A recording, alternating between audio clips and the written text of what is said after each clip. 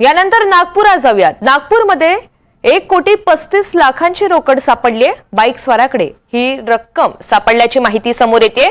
शाकीर खान असं ताब्यात घेण्यात आलेल्या व्यक्तीचं नाव आहे। बांधकाम व्यावसायिकडे रक्कम नेली जात असल्याची माहिती सध्या पोलिसांच्या तपासातून समोर येतेय। नागपुरातून प्रतिनिधी संजय तिवारी आपल्याला या घटनेच्या संदर्भातील अधिकची माहिती देतील। संजय, आपण पाहतोय नागपुरात एक मोठी कारवाई, 1,35,00,000ची रोकड जप्त करण्यात आली आहे। पोलिसांची काय माहिती? अगदी बरोबर। आपल्याला माहिती आहे की निवडणुकीच्या आदर्श आचारसंहितेचं सगळं काम सुरू आहे आणि प्रत्येक गाड्यांची आणि रस्त्यावरती सुद्धा तपासणी होत आहे।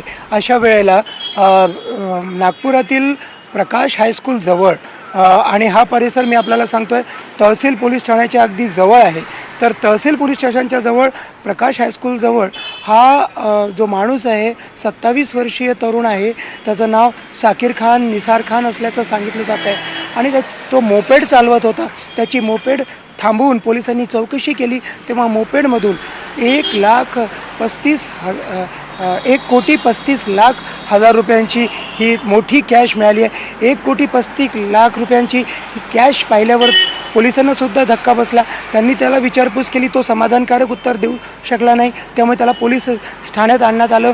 तिथेही त्यांनी बराच वेळ उडवाउडवीची उत्तर दिली। त्यानंतर त्यांनी कुणातरी बिन्नी नावाच्या व्यावसायिकाची ही रक्कम असल्याचं सांगितलं, पण अद्याप तो बिन्नी कोण याचा उलगडा होऊ शकलेला नाही आहे। पोलीस त्या बिन्नीची चौकशी करून त्याला पोलीस ठाण्यामध्ये बोलवून त्याच्याशी सुद्धा तपासणी करण्याचा प्रयत्न करणार आहेत। पण सध्या तरी ही रक्कम कुठे नेण्यात येत होती, कुणाची आहे आणि त्याच्यामागे हेतू काय होता हे अद्याप स्पष्ट झालेलं नाही आहे। निर्वाचन आयोगाचे जे प्रतिनिधी अधिकारी आहेत ते सुद्धा आलेले आहेत आणि आयकर खात्याच्या अधिकाऱ्यांनी सुद्धा या प्रकरणाचं संज्ञान घेतलेलं आहे। ते सुद्धा पोलीस ठाण्यात येऊन त्यांनी सदर व्यक्तीची चौकशी केलेली आहे।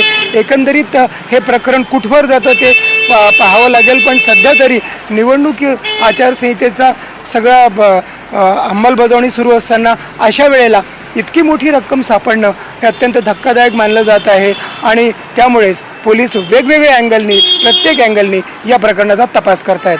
निश्चित, आणि त्यामुळे या कारवाईमुळे कुठेतरी खळबळ सुद्धा या परिसरामध्ये उडालेली आहे। संजय, धन्यवाद सविस्तर माहितीबद्दल।